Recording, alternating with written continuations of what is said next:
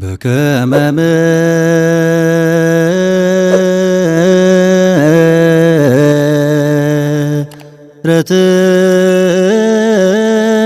ምሕረትከ እግዚአብሔር አምላካችን እንድናመሰግነው እንድናገለግለው ባለችን ቀን ባለችን ሰዓት ይችን ቀን ጨምረው በቤቱ ያሰባሰበን የቅዱሳን የአባቶቻችን አምላክ ስሙ ከአጽናፈ ዓለም እስከ አጽናፈ ዓለም የተመሰገነና ከፍ ከፍ ያለ ይሆንልን። እስቲ አመስግኑ፣ አመስግኑ። አሁንም ድገሙት፣ ሰልሱት። እንግዲህ እግዚአብሔር አምላካችን በፈቅድና በረዳን ምናልባት የሰንበት ትምህርት ቤት ተማሪዎች ቦታ ብትይዙልን መልካም ስለሚሆን ከውስጥ ያለውን መቀመጫ ካለ ብታወጡ። እንግዲህ ነገር በአይን ይገባል። እግዚአብሔር ይናገራል። ቅዱስ ዕንባቆም እንዲህ ይላል፣ እንግዲህ እግዚአብሔር ግን በተቀደሰው መቅደሱ አለ፣ ምድር ሁሉ በፊቱን ጸጥ ትበል ይላል። ዋቀዮን መነቁልቁልማ ሳኬ ሰጅራ እዶ ቁልቁልማatti argama biyyi lafaa isa fuulduratti haa callistu jedha. Jecha isaa dhageenyee akka itti fayyinu firii 30-60 buufannee gaabbii gallee foon isaa fudhannee cimnee akka dhaabannu Waaqayyoon nu gargaaru. እግዚአብሔር በአንድም በሌላም ይናገራል፣ የሰው ልጅ ግን አያስተውልም ይላል። ዛሬ እግዚአብሔር አምላካችን በፈቅድና በረዳን ባለችን ደቂቃ የእግዚአብሔርን ቃል ቅዱስ ወንጌል የምንመለከተው እንግዲህ ወቅቱ ዘመነ መስቀል የመስቀል ወቅት ተብለው ከ16 ጀምረው እስከ ዛሬ እያከበርን ያለነው በትናንትና ዕለት የእመቤታችን የቅድስት ድንግል ማርያም ዓመታዊ ክብረ በዓል፣ የግሸን ደብረ ከርቤ በዓል የመስቀላችን መነሻ መድረሻ የፍጻሜው ዕለት በትናንትና ዕለት ተከብሯልና ወደ ዕለቱ ትምህርት ሳንገባ ዛሬ የምንመለከተው በዚህ በቅዱስ ሉቃስ ማርቆስ ምዕራፍ 8 ከ34 ጀምረው ለኔ ሊሆን የሚወድ መስቀሉን ተሸክመው ይከተለኝ ይላል። ከነጃላቱ ወጅራት ፈኖኮ ቀበቴ ነዱከ ሀብኡ ጀዳ ካውንሲ በርኖተ ኬንጃ ከረዳ ዛሬ እንግዲህ እንደ ቤተ ክርስቲያናችን ሕግና ስርዓት መሰረት በጣም በቤተ ክርስቲያናችን የሚከበሩ የተለያዩ ሰማዕታት ይዘከራሉ። እነሱም በወር የሚታሰቡ የቅዱስ ዮልዮስ ሰማዕት፣ የ500 ሰማዕታት የቅዱስ ዮልዮስ ማህበር፣ የቅዱስ ኮቶሊዮስ ሰማዕት፣ ቅድስት አክሱ ሰማዕት፣ ቅዱስ ጣቶስ ሰማዕት፣ ቅዱስ ባላን ሰማዕት። እነዚህ በዓመት የሚከበሩ ሰማዕታት ናቸው። ቀጥሎ በወራዊ የሚታሰቡ የቅዱስ ዑራኤል ሊቀ መላእክት፣ የቅዱስ ሉቃስ ወንጌላዊ፣ የቅዱስ ደክስዮስ የእመቤታችን ወዳጅ፣ አባ እንጦስ፣ አባ መነኮሳት፣ አባ ጳውሊ የዋ እነዚህ በወርና በዓመታት የሚከበሩ የሚታሰቡ ናቸው። በረከታቸው ይደርብን፣ አሜን በሉት እንጂ። እነዚህ ሰማዕታት እንግዲህ በብዙ መከራ በብዙ ስቃይ ውስጥ ያለፉ ክርስቶስን ከመውደዳቸው የተነሳ ክርስቶስን አንክድም፣ አላውያን ነገሥታት ላቆሙት ምስል አንሰግድም ብለው ለክርስቶስ እስከ መጨረሻ የጸንቶ የቆሙ ናቸው። በረከታቸው አሁንም ይደርብን። ጉያራ ከነጋ ቁልቁሎን ባየን ንያደተም አከመነ ክርስቲያና ኬኛት ጂአን ወጋቲን ከንያደተመን ጅሩ እንብራን ወቅቲን ኩን ወቅቲ ፈኖን እት ያደተም ዱቢን ፈይሱ ፈኖ ከንት ሂመሙዳ ጀቻለ እንግዲህ ወደ ዕለቱ ትምህርት ስንመለስ በዚህ በቅዱስ ማርቆስ ወንጌል ምዕራፍ 8 ቁጥር 34 ላይ ሕዝቡንም ከደቀ መዛሙርቱ ጋር ጠርተው እንዲህ አላቸው፣ በኋላዬ ሊመጣ የሚወድ ቢኖር ራሱን ይካድ መስቀሉንም ተሸክሞ ይከተለኝ ይላል። ዱበ ኮርፉ ከንፈን ከንኮተው ከንበርባድ ከነጃለት ዮጅራት ከነከበት ዮጅራት አዳን ወርዱፉዳ ፈደከንቀቡ ዮጅራት ዱበ ኮሃ ቡኡ ጀዴ ሰናን ቦደው ፈኖ ኮሃ ቀበቱ ጀዴ። ዛሬ ስለ መስቀል ሲነሳ በጣም የሚያማቸው የማይመቻቸው መስቀልን እንጨት የሚሉ ጸበልን ውሃ የሚሉ ስለ ቅዱሳን አማላጅነት ስለ ነገረ ድነት ሲነገራቸው የማይመቻቸው የሚቆረቅራቸው ብዙ ሰዎች አሉ። በመጀመሪያ መስቀል የሚል ቃል ጥሬ ቃሉንም ስንመለከት መስቀል ምንድን ነው? መከራ ነው። መስቀል መከራ ነው። ለዚህ ቃል እንግዲህ ደቀ መዛሙርቶቹ ምንድን ነው ይህንን ቃል ለነሱ መናገር የፈለገበት ምክንያት የምለውን መመልከት ያስፈልጋል። ዋይን ፈኖ ጋፈገው ፈኖን አኩበ በከቡ ፉለ ኬኛ ከኑ ከክርስቶስ ረት ፈንፈመዳ ስለ መስቀል ቀድሞ ሲነሳ የክርስቶስ መከራ የክርስቶስ እሱ ለኛ የከፈለ ዋጋ መስቀሉ ተስሎ በፊታችን ይመጣል። መስቀልን ስናስብ ደግሞ የክርስቶስን መሰቀልን እናስባለን። ትልቁ ነገር አሁን ክርስቲያኖች ክርስቶስን የሚቀበሉት ክርስቶስን የሚከተሉት መስቀሉን በጥሰው መስቀሉን ጥሎ ሳይሆን መስቀሉን ይዞ ክርስቶስን መከተል እንዳለባቸው እንግዲህ ወቅቱ ይህ ቃል የተነገረው በወቅቱ የነበሩት ደቀ መዛሙርቶቹ ናቸው። ዱቢን ኩን ጋፈ ሂመሙ ከንን ሂመሜ በርቶተ ጎፍታ ኬኛ ቆሪቸ ኬኛ ኢየሱስ ክርስቶስና ዱጉመ ክርስቶስን ከንጃለቱ ዱጉመ ክርስቶስ ዱካ ከንቦ አነ ክርስቶስን አመኔራ ጀደ ክርስቲያነ ከንተይ ፈኖ ክርስቶስን ቀበቹ አከቀሙዳ። በመጀመሪያ ደረጃ መስቀል ያው ክርስቶስ ሰቀለበትን መስቀል አምስት ስም ያለው አምስቱ ቅንዋተ መስቀል ተብሎ የሚነገረው ሳዶር፣ አራዶር፣ ዳለት፣ አደራ፣ ሮዳስ የሚባሉት አምስቱ የምስማር ችንካሮችን ሽቦችን እነዛ መስቀል እንግዲህ ጌታ የሰቀለበትን መስቀል የያዘው መስቀል ይባላል። አባቶቻችን ዛሬ የሚይዙት በሱ የሚባርኩን አጋንንት የማይወደው እኛ የምንወደው ከተለያዩ ደዌ አባቶቻችን በሱ ሲዳስሱን በሱ ጸሎት ሲያደርጉልን፣ አዎ መስቀል ኃይላችን ነው። መስቀል ቤዛችን ነው። መስቀል መዳኛችን ነው። አይሁድ ግን ይክዱታል፣ እኛ ግን እናምነዋለን። ያመነውም በመስቀሉ ድነናል። ፈኖን ኡምነ ኬኛ ራጀዳ ማሊፍ ሶተኒ ፈኖን ዋቀተይ ወሶይንተይ አንዳንዴ እንግዲህ አሁን መለየት ያስፈልጋል። አምላክንና አማልክትን ካለየ ዋቃፊ ዋቆኒ አደባቱ መርባት ይሳራ ብዙ አማልክቶች አሉ፣ ብዙ አምላክ ግን የለም። ከኔ ጋር ናችሁ? እግዚአብሔር ከሁላችን ጋር ይሁን።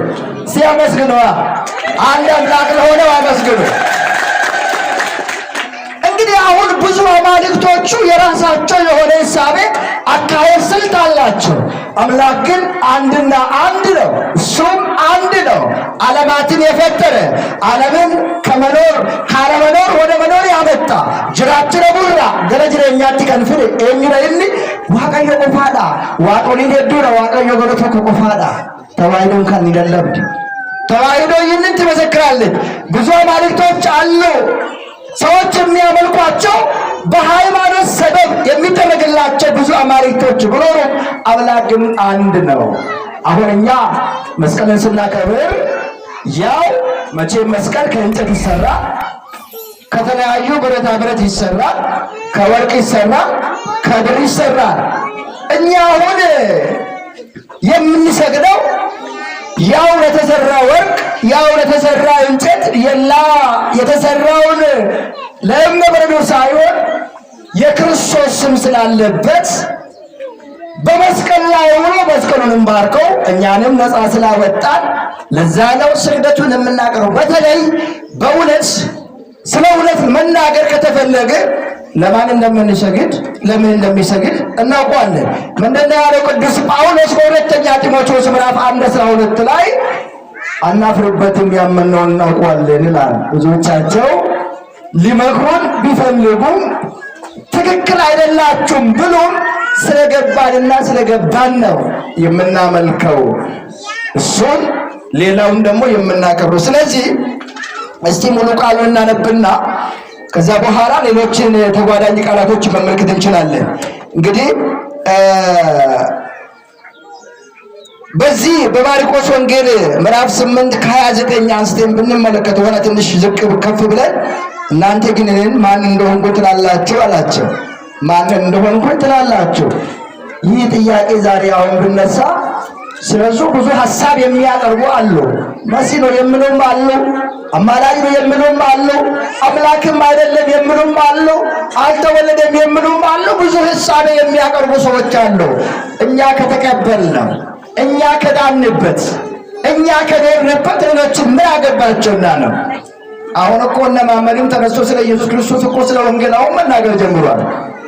በጣም በሚገርም ሁኔታ እነ መሐመድ አሁን ተነስቶ ስለ ወንጌል እንደው ምን ያውቁና ነው ቁርአንን በስርዓቱ ያላወቁት አሁን ስለ ወንጌል እንደው መስበክ ወይ ማስተማር ይችላሉ? የሚገርም እኮ ነው። ምንድነው የምለው? የአባቶቻችን የአቦ ብሂል አለ።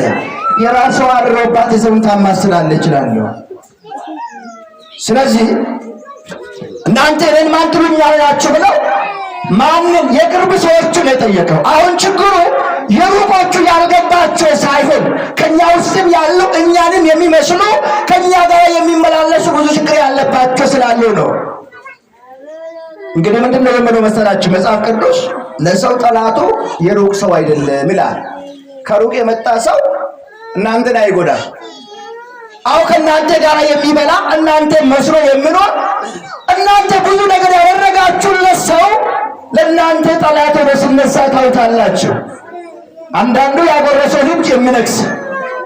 ለዛ ነው ብዙዎቻቸው ከቤተ ክርስቲያን ወጥተው ካደጉ ከበለጸጉ ካገኙ በኋላ ቤተ ክርስቲያንን ተመልሶ የሚወቁ የሚነክሱ የእናት ጡት ነካሾች ናቸው አሉ። ዛሬም ያው በእኛው ካባ የመስቀል ጠላት ሆነው በእኛ እኮ በእኛ መስቀል የሚነግዱ የሚሰሩ ቤተ ክርስቲያንን የሚያጥላሉ ስለ ቤተ ክርስቲያን ክፋትን የሚያወሩ ቤተ ክርስቲያንን ወራሪ አድርጓት የሚቆጥሩ ብዙ ሰዎች አሉ። ቤተ ክርስቲያን ማንንም በደላ ማንንም ገፍታ አታውቅም። ያው እሷ ትገፋለች እንጂ። አሁን እነዚህ የሚገርማቸው በአንድ ቀን 500 ማህበር ሰማዕታት ሌሎችም በሰማዕትነትን የተቀበሉበት በዚህ ጉዳይ ነው። የክርስቶስ ፍቅር ልዩ ነው፣ እስከ ሞት ድረስ ያደርሳል። እናንተም እስከ ሞት ድረስ ካልተመናችሁ የጽድቅን አክሊል ልትቀዳጁ አትችሉም። ወረ ክርስቶስ ዱካ ቡተን ክርስቶስን ዱካ ቡና ገቲ ባየ ከፈልቱ ገቲ ጉዳ ባስቱ ገቲ ከደባሱ ብሞ ቆፒ ተውቀብዱ ዋይን ክርስቶስ ዳፈኑበት ብሎ ባየ ብረት ጃለተቡ ደቡ ይስለንዴስ። ለዛ ነው ዛሬ የምትጠሉት። ከሰው በላይ ሆናችሁ የሰውን ነገር ተቀምጣችሁ ሳይሆን ማንም በድላችሁ ሳይሆን የምትጠሉት ክርስቶስን ስለያዛችሁ ክርስቶስን ስለተቀበላችሁ ከክርስቶስ ጋር ስለሆናችሁ ነው። ነኒ ባየ ከናፍ ጅበማ ስለተጠላችሁ ዓለም ብጥሏችሁ ምን አርጉ ነው? ለዚህ አትደነቁ ነው። ቀረባችሁ እኔን ተመልከቱ ነው። ቢኢለፋዮስን ጅብቴ አናን ኢላላቲ ሁበዳ ጀቹዳን መጫፍኒ ቁልቁሉካ ኢሲን eenyunnaan jechuu jedhe ጴጥሮስ ጅራ ጀርጀራዳ። እንግዲህ ጴጥሮስ ተነሳና አንተማ ይኸው የእግዚአብሔር ልጅ ነህ ያለው። አንተ አለት ነህ፣ በአንተ ላይ ምን ይሰራለው? ምን ይሰራለው? ክብርት ቤተ ክርስቲያንን አያችሁ። በወንጌል የተመሰረተው ቤተ ክርስቲያን በግርግር አይፈርስም፣ በመናፍቁ አይፈርስም፣ በአይዛቡ አይፈርስም። ማይፈርስ ባለ ያው ህንጻውን መመልከት እንችላለን። ህንጻው ይፈርሳል፣ እያፈረሱ ያው እያየን ነው። እጋ ጴጥሮስ ዋይ ከደዋይ ክርስቶስን ጋፈዱበት አትማ ቢዮን አሰረት መለክርስቲያና ኮን ኢጃራ አልሽሮል ገሩ ጄቁፊ በለሱ እንደንደ አለጀ ጋፈ ጀኑ ያለለማ ኢላሉ ቀብና ቡኡርሳ ክርስቶስን መነከን ጀደሙ መነሰከነዳ ሊፈርስ ይችላል፣ ያፈርሱታል፣ ያቃጥሉታል። ግን በክርስቶስ የተመሰረተ ክርስትና አይፈርስም ስል ነው። ቤቱንማ ሲያፈርሱ ሲያቃጥሉ እያየ ነበረ።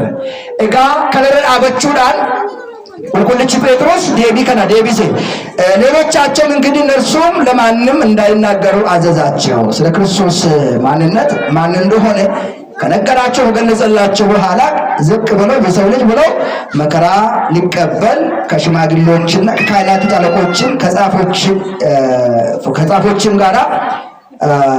ከጻፎችም ሊጣል ሊገደልም ከ3 ቀንም በኋላ ልነሳ እንደሚገባው ያስተምራቸው ጀመረ ይላል።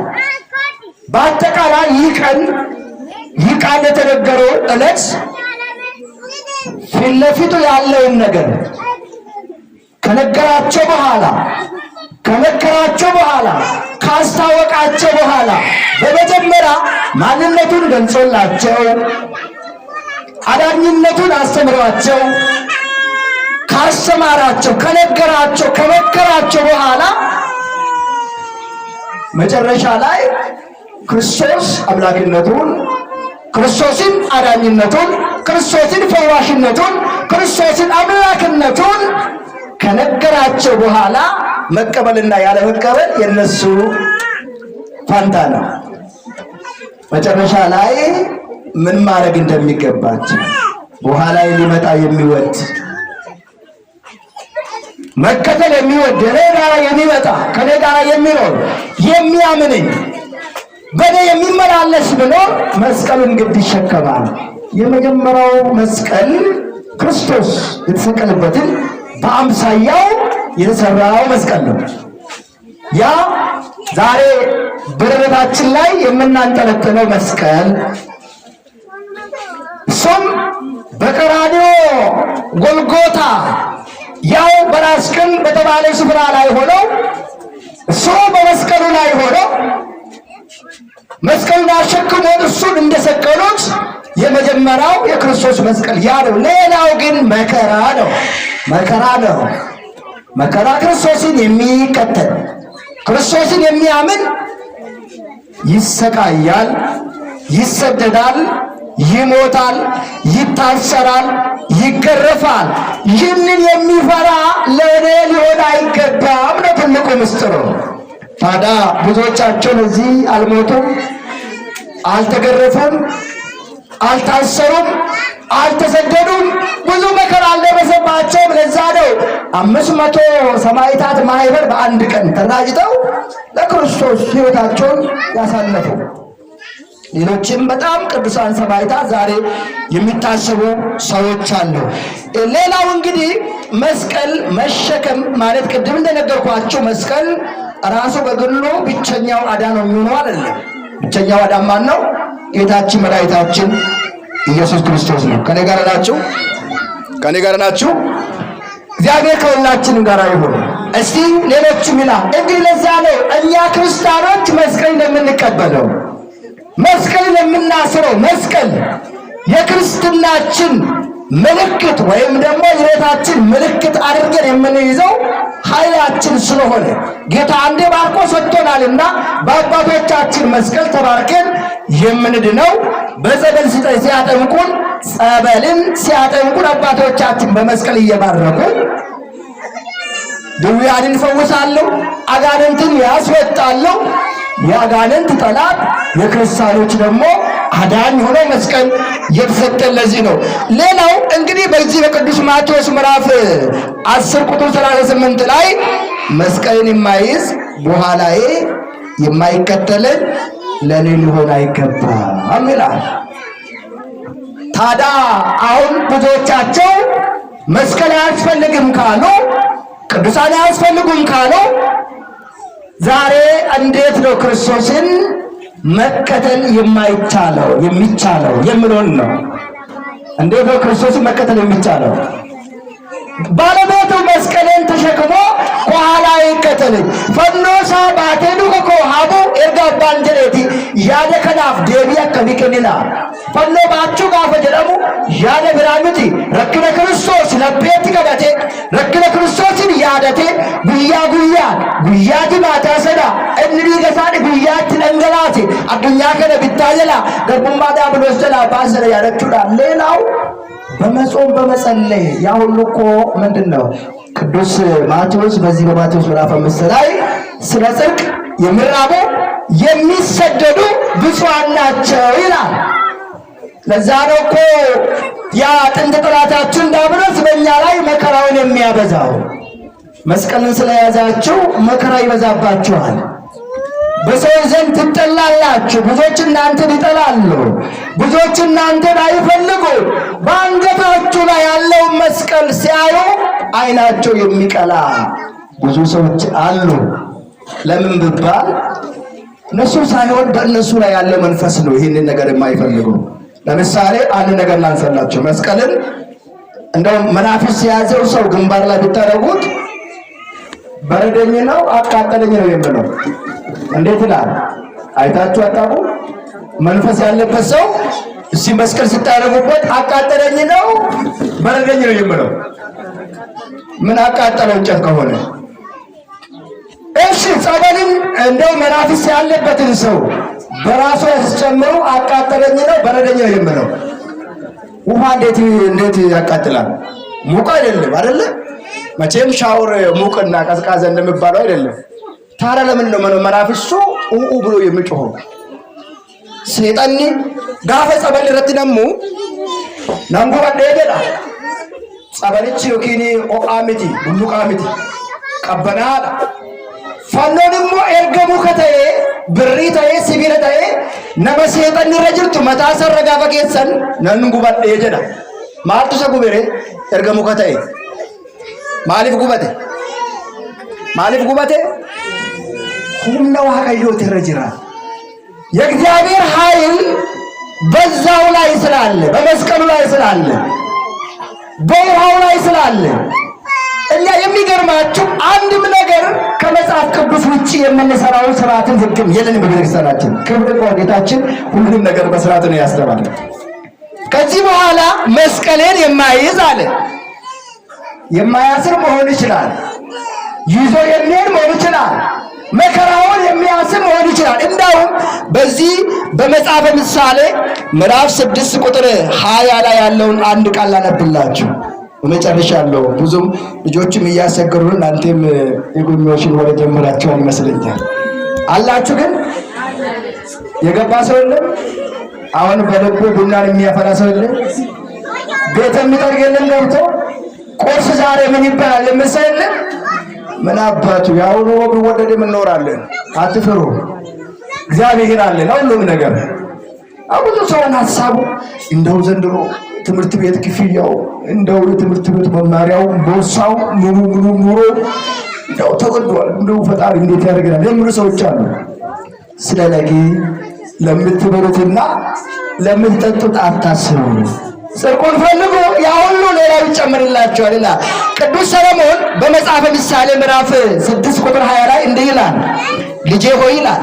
እስቲ በትላችሁ ስሙ፣ ልጆችም ስሙ ይህንን ቃል። ልጄ ሆይ የአባትን ትእዛዝ ጠብቅ፣ የእናትንም ሕግ አትተው። ሁልጊዜ በልብ አኑረው፣ በአንገትም ይሰረው። ስትሄድ ይመራሃል፣ ስትተኛ ይጠብቅሃል፣ ስትነሳ ይጋርድሃል።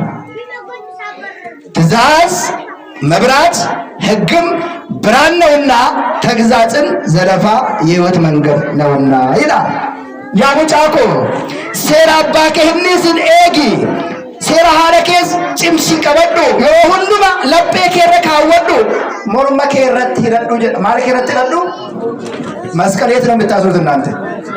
ባንገት ላይ ምን አድርገው እሰረው በጥሰው አይደለም። አሁን እኮ የሚገርማችሁ ከዚህ ተነስታችሁ አድራሽ የሚገባ ሰው ቁጥር 1 መስቀልን በጥስ ነው የሚገርማችሁ።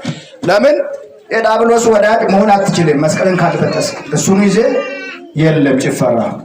ስለዚህ ቁጥር 1 እርምጃ ወታደር ሲማረክ ምንድነው የሚለው?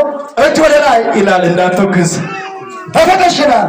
እጅ ወደ ላይ ካረከው በኋላ ሌላው ይፈትሻል፣ ሌላው መሳሪያ ይደቅንብሃል። ምን እንዳታደርግ እንዳትጎዳው። ከተማረክ